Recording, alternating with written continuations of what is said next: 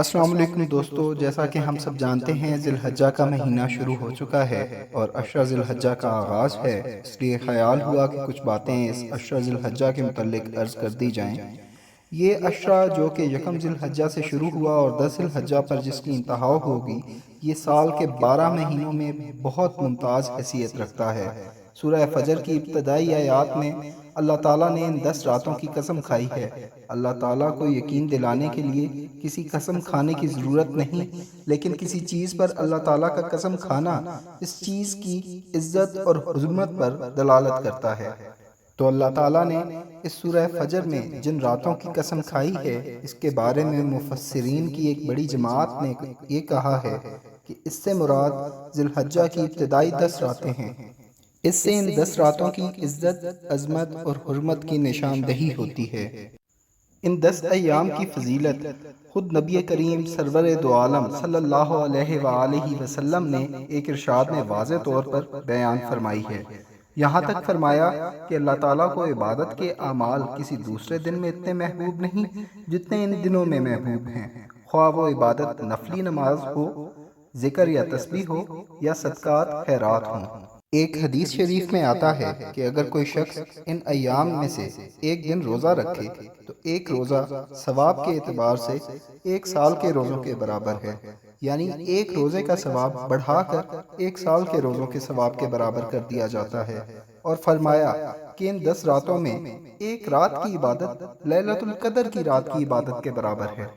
تو دوستو، ہمیں اس چیز سے معلوم ہوتا ہے کہ ان 10 ایام کی کیا فضیلت ہے۔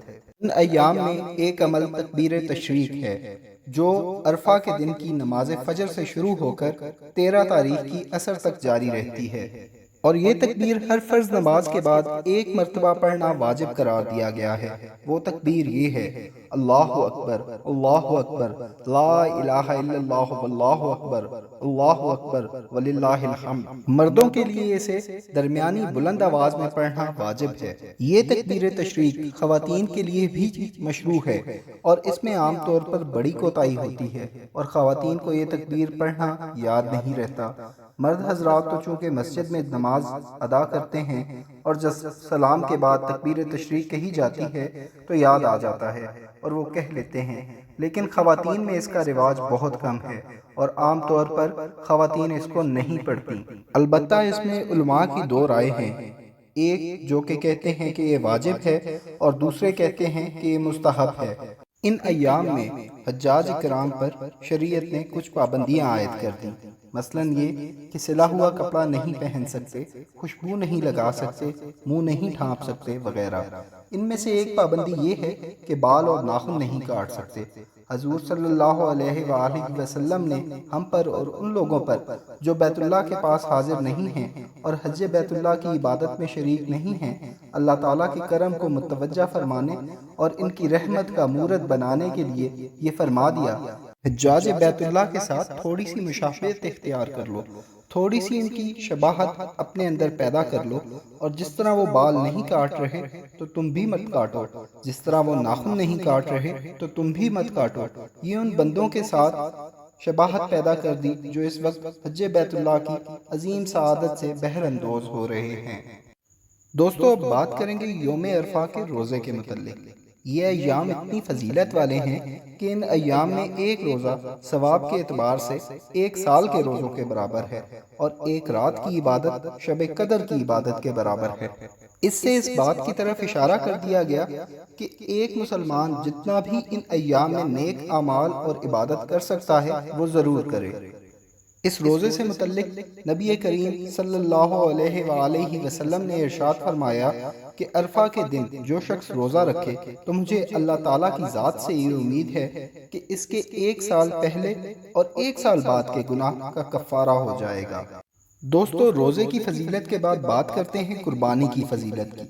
حدیث شریف میں آتا ہے، جب کوئی شخص اللہ کی راہ میں جانور قربان کرتا ہے، اس قربانی کے نتیجے میں یہ ہوگا کہ اس جانور کے جسم پر جتنے بال ہیں، ایک ایک بال کی عوض ایک ایک گناہ معاف ہوتے ہیں، اور اللہ تعالیٰ کو ان 3 دنوں میں کوئی عمل اتنا محبوب نہیں کہ جتنا خون بہانا۔ جتنا زیادہ قربانی کی جائے گی اتنا زیادہ خون بہے گا، اور یہ اللہ تعالیٰ کو بہت محبوب عمل ہے۔ اور فرمایا کہ جب تم قربانی کرتے ہو تو جانور کا خون ابھی زمین پر نہیں گرتا، اس سے پہلے وہ اللہ تعالیٰ کے ہاں پہنچ جاتا ہے اور اللہ تعالیٰ کے ہاں تقرب کا ذریعہ بن جاتا ہے۔ آئے دوستو، اب ہم یہ جانتے ہیں کہ قربانی ہمیں کیا سبق دیتی ہے۔ قربانی کے معنی ہے اللہ تعالیٰ کا تقرب حاصل کرنے کی چیز، اور یہ لفظ قربانی قربان سے نکلا ہے اور لفظ قربان قرب سے نکلا ہے۔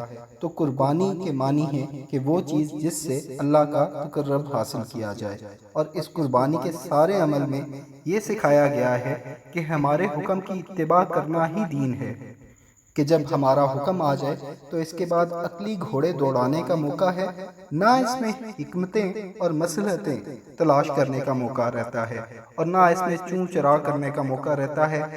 ایک مومن کا کام یہ ہے کہ اللہ تعالیٰ کی طرف سے حکم آ جائے تو اپنا سر جھکا دے اور اس حکم کی اتباع کرے۔ جزاکم اللہ خیر۔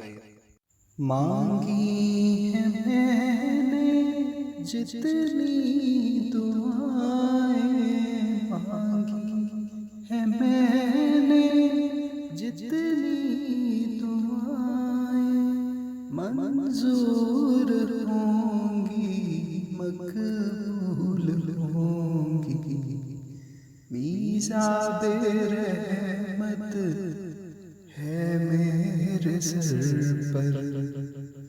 اللہ اکبر، اللہ اکبر، اللہ اکبر، اللہ اکبر۔